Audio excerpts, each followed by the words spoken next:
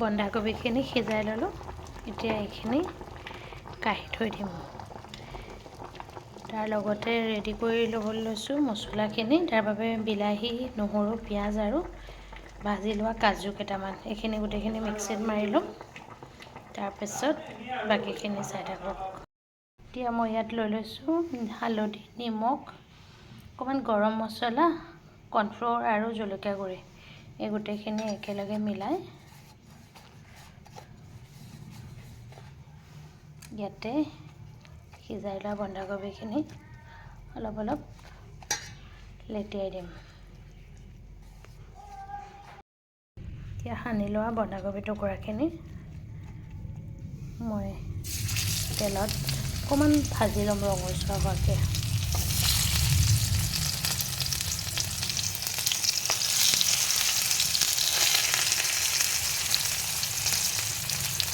এই ৰঙচুৱাকৈ ভজা হৈ গ'ল। এতিয়া মই এটা পাত্ৰত এইখিনি কাঢ়ি ল'ম।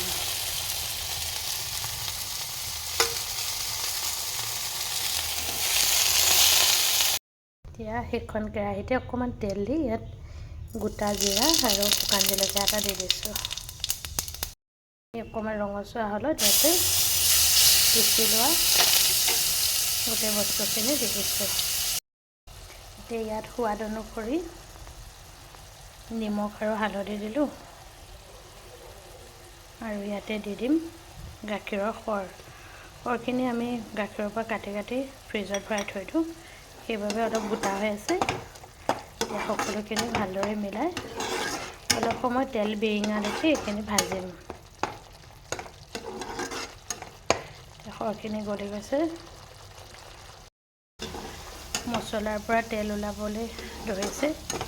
এতিয়া ইয়াতে দি দিম গৰম পানী।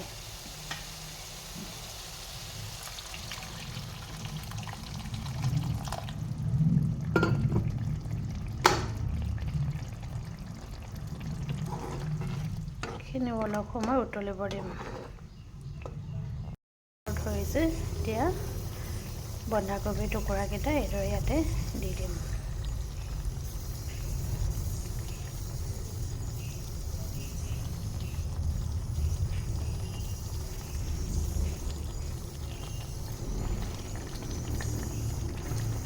এতিয়া অলপ সময় ঢাকি দিম আৰু ভালদৰে ইয়াত মছলাখিনি সোমাব দিম।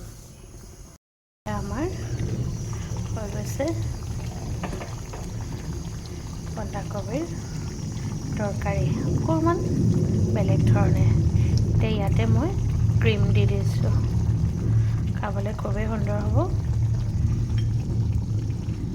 এবাৰ ট্ৰাই কৰি চাবচোন এইদৰে খাবলৈ, আৰু খাই জনাব কেনেকুৱা পালে।